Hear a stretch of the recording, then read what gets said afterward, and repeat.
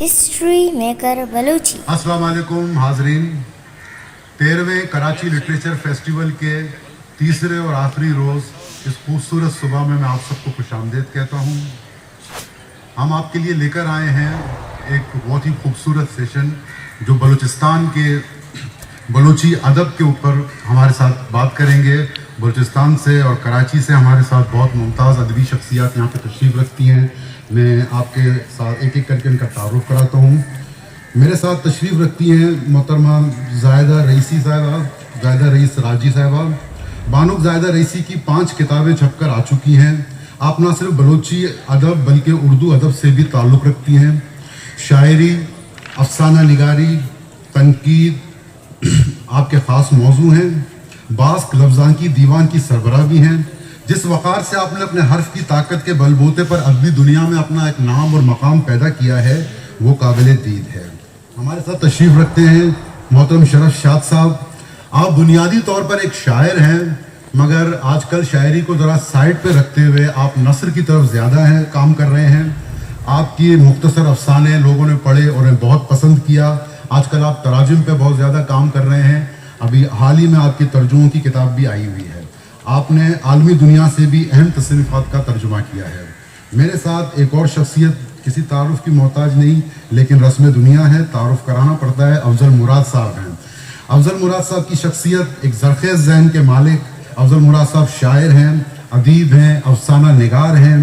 آپ براوی اور اردو ادب کے وہ درخشاں ستارے ہیں جنہوں نے براوی ادب اور اردو ادب کو 40 ضخیم کتابوں کا تحفہ دیا ہے۔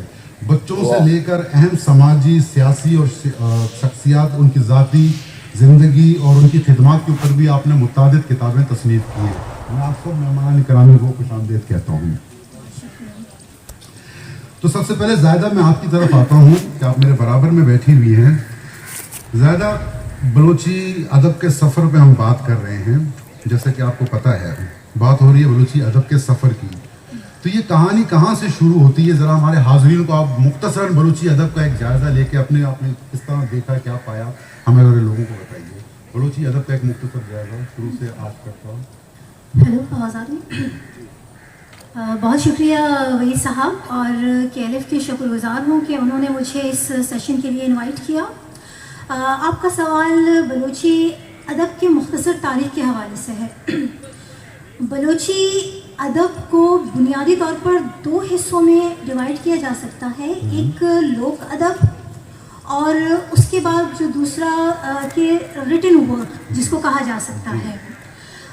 لوک ادب ہمارا زیادہ تر شاعری پر محیط ہے، جیسے جس میں سوت، ہالو، امبا مختلف قسم کے آ جاتے ہیں، اور جس طرح سے دیگر لوک ادب ہے کہ جن کے رائٹرز کے بارے میں علم نہیں ہے لیکن سینہ و چل رہے ہوتے ہیں، بلوچی ادب کا بھی یہ سلسلہ ہے۔ پھر داستان گوئی بھی بلوچی ادب میں جو زبانی ادب کی صورت میں، قصے کہانی کی صورت میں ایک جنریشن سے دوسری جنریشن کی طرف جا رہے ہیں، وہ تو ایک فیز ہے۔ پھر جو دوسرا حصہ ہے جو بلوچی ادب جس کو کہتے ہیں، اس کے شواہد ہمیں 14ویں-15ویں صدی عیسوی کے شعری ادب میں ملتا ہے۔ یوں تو کہا جاتا ہے کہ اس کو کلاسیکل دور بھی کہا جاتا ہے، اس کو قدیم شاعری کا نام بھی دیا جاتا ہے، اس کو چاکری دور کی شاعری کا بھی نام دیا جاتا ہے، 14ویں اور 15ویں صدی کا۔ لیکن اس شاعری کی ایک سب سے بڑی خوبی یہ ہے کہ زبان و بیان بالکل اسٹرانگ ہے۔ ایسا نہیں ہے کہ جس طرح سے عموماً دیکھا جاتا ہے کہ کلاسیکل جو ادب ہے وہ بالکل ابتدائیے کی طرف نشاندہی کر رہا ہوتا ہے، لیکن بلوچی ادب جو اس جہاں سے کہ ہمارا ابتدائیہ ہے وہ بلوچی زبان و ادب کے عروج کو ظاہر کرتا ہے۔ آپ یہ اندازہ لگائیں کہ اس دور کی شاعری فنی لحاظ سے بہت اسٹرانگ ہے، تمثیلی مضامین منظوم پیرائیے میں، یعنی کچھ اشعار میں ایک کردار کے بارے میں بیان ہو رہا ہے، پھر دوسرا کردار، پھر تیسرا کردار، اس میں واقعات نگاری بھی ہے، اس میں کرداروں کے بیانات بھی ہیں، اور اس کے اندر جنگی داستانیں بھی ہیں اور مہری داستانیں بھی ہیں، یعنی رومانوی داستانیں بھی ہیں، اور سب سے بڑی بات یہ ہے کہ بلوچی کی پوری تاریخ اس احادی شاعری یا کلاسیکل پوئٹری کے اندر موجود ہے. یہ تو ہماری ابتدا ہوئی. اچھا, اس شاعری کو زیادہ تر کیریکٹر کے ناموں سے یاد کیا جاتا ہے, جیسے ہانی, شہ مرید, چاکر, بیبر, مہناز, گوہرام اور بہت سارے ان کے ناموں سے یاد کیا جاتا ہے. لیکن ہمارے جو ریسرچرز ہیں وہ کہتے ہیں کہ ضروری نہیں کہ یہ وہ شاعروں کے نام سے ہی جانے جا رہے ہوں, ہو سکتا ہے کہ شاعر خود نہ ہوں, ان کے شاعروں کے بارے میں نہیں پتہ. پھر ہمارا دوسرا دور شروع ہوتا ہے جسے ہم ملائی دور کہتے ہیں. ملا بیسیکلی بلوچی میں ماہر کو کہتے ہیں, عالم کو کہتے ہیں. صرف دین کے عالم کو نہیں کہتے, دنیا کے علوم کے ماہر کو بھی کہتے ہیں. جو ملائی دور ہے یہ ہمارا تقریباً یہ سمجھ لیں 16ویں کے بعد اور 18ویں تک کے 17-18 کے درمیان کا دور ہے. اس دور میں یہ ہے کہ کلاسیکل ادب کے انہوں نے فارمیٹس تو لیے ہیں, لیکن ان کے زبان و بیان کے اندر عربی اور فارسی کے اثرات نظر آتے ہیں. جو چیز ہمیں پہلے دور میں نظر نہیں آ رہی وہ دوسرے دور میں نظر آ رہی ہے. اچھا, پھر اس کے بعد اس دور میں ملا فاضل ہیں, ملا قاسم, رحم علی مری, جوان سال بگٹی, ملا عزت پنجگوری اور بہت سارے نام ہیں, مستوکلی, ان سب کے نام اس میں آ جاتے ہیں. پھر ہمارا تیسرا دور شروع ہوتا ہے. تیسرا دور ہمارے 19ویں صدی کے آخر اور 20ویں صدی کی ابتدا کا دور ہے. عموماً اس کو جوڑا جاتا ہے ملنگ شاہ کی غزلیہ شاعری سے, کراچی والے میں. لیکن ہمارے سبد اشتیاری صاحب کے ریسرچ کے مطابق جلال فقیر نام کے بھی کوئی شاعر گزرے ہیں, اور بقول ان کے کہ ابھی جو جدید دور کی شاعری ہے اس کے ابتدائیے کو مزید تلاش کرنے کی ضرورت ہے. لیکن صحیح معنوں میں اگر دیکھا جائے تو 50 کی دہائی میں 1949 میں ہمارے بلوچی کے تیسرے دور کی ابتدا ہوتی ہے. اس دور میں یہ ہوتا ہے کہ مشاعرے بھی ہو رہے ہوتے ہیں, اور ان کیا کہتے ہیں ادبی محفلیں ہو رہی ہوتی ہیں جس میں قصہ گوئی بھی ہو رہی ہوتی ہے, اور لوگ یعنی بیانی کے لحاظ سے چیزیں بیان کر رہے ہوتے ہیں. پھر اس کے بعد 49 میں ہی ریڈیو پاکستان کراچی کے اندر ہمارے خیر محمد ندوی صاحب کیا کرتے ہیں کہ ریڈیو پاکستان کراچی میں بلوچی چینل کی ابتدا کرواتے ہیں, اور اس چینل کو چلانے کے لیے اب ضرورت ہے بلوچی شاعری کی بھی, بلوچی گانوں کی بھی, بلوچی افسانوں کی بھی, بلوچی ڈراموں کی بھی.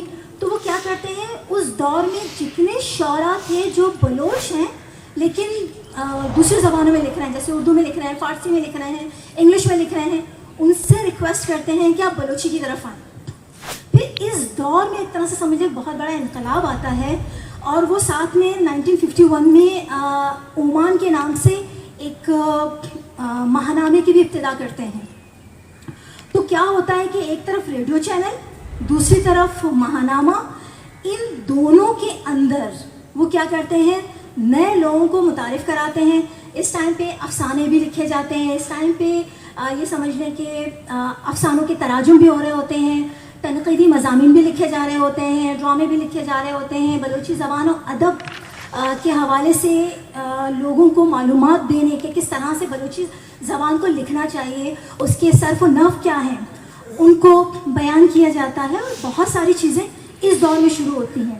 اچھا, ایک چیز بیچ میں بتانا بھول گئی تھی کہ 1949 میں ہی ہمارے کوئٹہ کے اندر 5 زبانیں ایک مجلہ بھی پبلش ہو رہا تھا, وہ فارسی, اردو, بلوچی, پشتو, براہوی, ان زبانوں کا تھا. تو اس میں بھی بلوچی کو اچھی خاصی جگہ دے دی گئی تھی. عمان کے بعد یہ سلسلہ پھر شروع ہوتا ہے, 10 سالوں تک محیط ہے یہ ماہنامہ عمان کا سلسلہ, جس میں انہوں نے بہت سارے یعنی خواتین اور حضرات کو متعارف کرایا بلوچی ریٹن لٹریچر میں. پھر اس کے بعد یعنی سمجھ لیں عمان کے بعد ہمارے ماتاک بلوچی, ماہنامہ بلوچی کی ابتدا بھی کراچی سے ہوتی ہے, جو کہ اب تک چل رہا ہے کوئٹہ سے. اس کے اندر بھی بہت سارے لوگوں کو متعارف کرایا جاتا ہے. یعنی یہ سمجھ لیں وہ سفر جو وہاں سے شروع ہو کر آج ہم تک پہنچا ہے, یہ سفر روز بروز ترقی کرتا جا رہا ہے. اس میں آپ یہ سمجھ لیں کہ غزلیں بھی آ گئی ہیں, نظمیں بھی آ گئی ہیں, آزاد منظومات بھی آ گئے ہیں, افورزمس بھی آ گئے ہیں, سفر نامے بھی آ گئے ہیں. ہر وہ چیز جو ہماری کیا کہتے ہیں دوسرے دور اور پہلے دور میں موجود نہیں تھی, وہ اس تیسرے دور میں شامل ہوئی ہیں, اور یہ سفر اب تک چلتا جا رہا ہے. بہت شکریہ, آپ نے بہت اچھے طریقے سے بتایا ہمیں, پوری معلومات بہت مختصر اور جامع طریقے سے. شیخ صاحب میں آپ کی طرف آتا ہوں, کیونکہ آپ کا تعلق آج کل جو ہے نثر کی طرف زیادہ ہے. آپ تراجم بھی کر رہے ہیں, آپ کی شارٹ اسٹوریز بھی ہیں جو لوگوں میں بڑی مقبول ہوئی ہیں. میں آپ سے کچھ یہ پوچھنا چاہ رہا تھا کہ بلوچی ادب میں ناول کی رفتار بہت سست ہے. 1976 میں سید ہاشمی صاحب کا ایک ناول آیا, اس کے بعد ایک مسلسل خاموشی رہی. پھر اس کے بعد 90s میں کچھ ناولز آئے یا کچھ ترجمے آئے ناول کی صورت میں, انٹرنیشنل ادب کا ترجمہ ہوا, جیسے کہ ماں کا ترجمہ میکسم گورکی کی ہوا جو ریسنٹلی. یہ ناول کے حوالے سے بلوچی ادب میں اتنا وہ کیوں, کیا بلوچی ادب کے مزاج میں ناول نہیں آ رہا ہے, کیا مسئلہ ہے کہ اس طرف لوگوں کا رجحان کم ہے نثر کی طرف؟ منیر احمد بادینی کے بعد تو ہمیں یہ نہیں کہنا چاہیے کہ رجحان کم ہے, کیونکہ انہوں نے ایک مختصر مدت میں 100 سے زیادہ ناول لکھے ہیں, بلوچی ادب کو اس معاملے میں رچ کر دیا ہے. ناول لکھنے کا رجحان کم ہونے کی وجہ شاید یہ ہو کہ ناول لکھنا کافی مشکل ہوتا ہے. ایک بڑا اس کا ڈسکورس ہوتا ہے, اور ہمارے ہاں مختصر ناول یہ بھی آپ نے جو مطلب 1976 میں کہ جو نازک آیا تھا وہ بھی کافی مختصر تھا. اس کے بعد نل توار جو فقیر محمد عنبر نے لکھا تھا وہ بھی ناولٹ کے زمرے میں آتا ہے. صوب عبدالستار پردلی کا, محمد جان رضا کا جہد کاروان, ایک لمبی چوڑی فہرست ہے, لیکن وہ عموماً مختصر یا ناولٹ کے زمرے میں آتے ہیں. ایک مکمل ناول لکھنے میں ہمیں بہت ٹائم لگا. بہت دیر کے بعد 2008 کو منیر احمد بادینی کا شال گلی بازار کا ایک آیا تھا سلسلہ جو 3 ناول پر مشتمل ٹرائلوجی ہے, شال ٹرائلوجی. تو یہ ایک مکمل ناول کہا جا سکتا ہے جس میں کوئٹہ کے پس منظر میں بلوچستان کی جو سیاسی, سماجی, تعلیمی, معاشی وہ ساری صورتحال اس میں ڈسکس ہوئی ہے.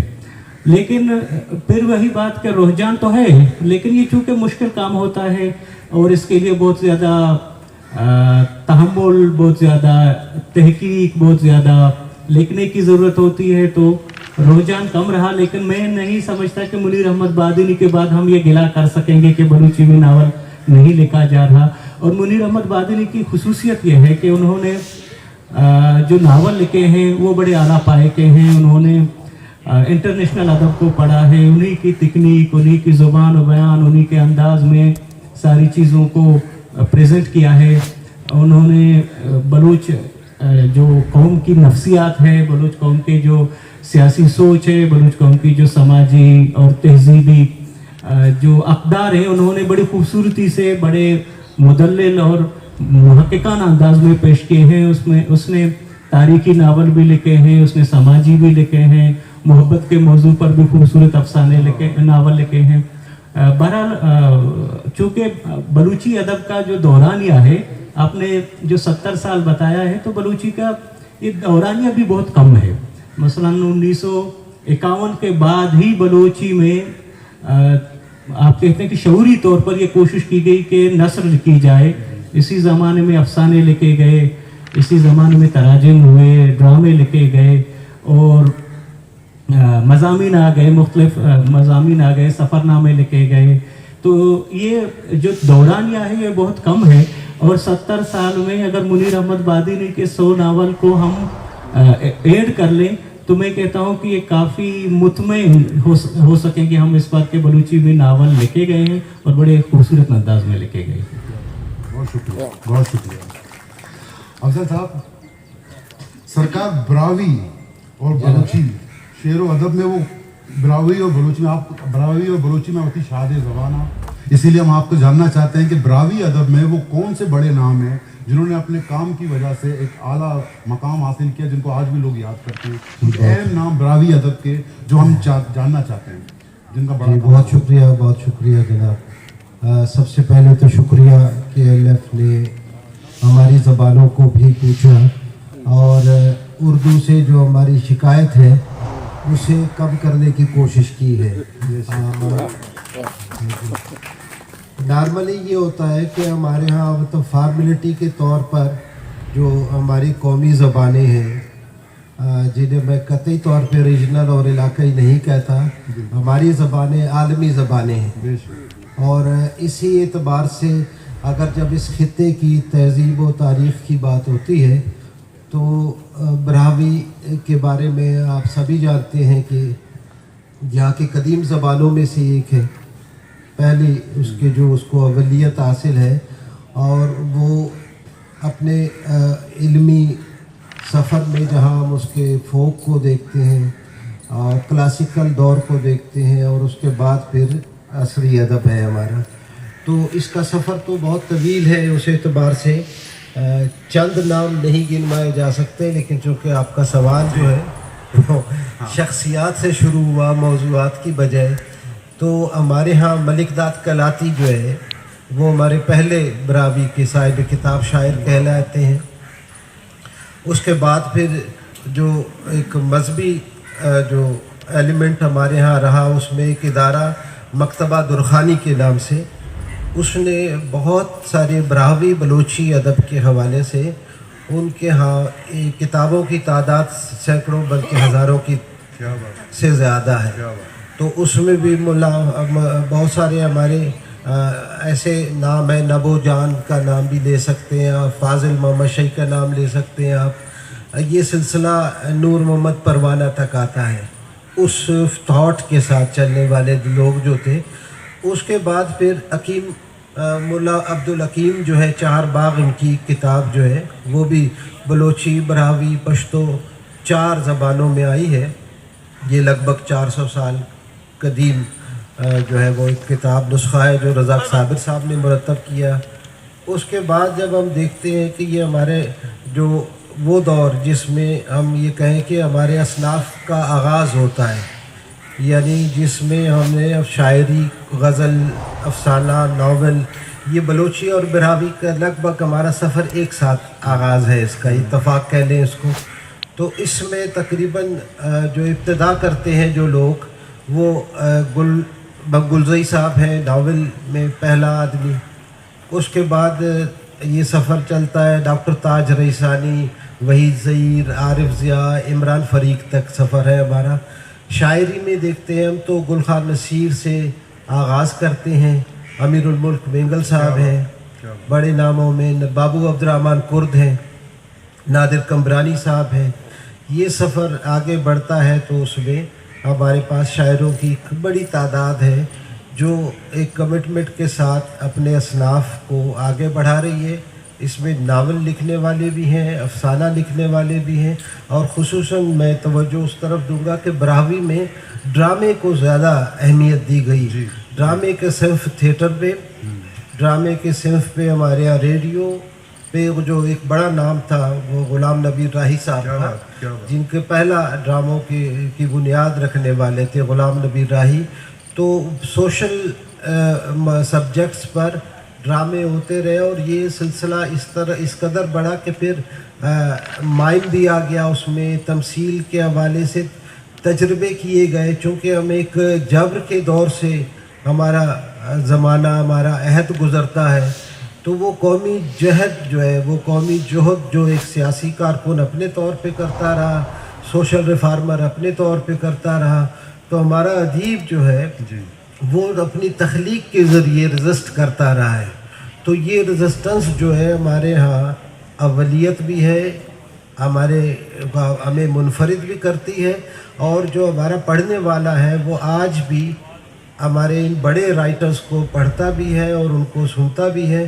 وہ تشفی اس کی ہوتی ہے کہ ان کی دل کی بات, ان کے مسائل کی بات, ان کے دکھوں کا مداوع جو ہے وہ ہمارا ادیب کر رہا ہے, اور جس حد تک ممکن ہے اس کو ہم تراجم میں بھی سامنے لا رہے ہیں.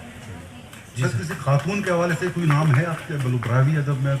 جی, خواتین کی تو ایک تعداد اتنی بڑی ہے کہ اگر آپ ہماری فوک شاعری سے لیں تو وہ جو ہے باقاعدہ ایک مکتبہ درخانی میں وہ خواتین جو گھروں میں جا کر جو اسلامی تعلیمات دیتی تھی، تو اس کی ایک بڑی تعداد ہمیں مکتبہ درخانی سے ملتی ہے.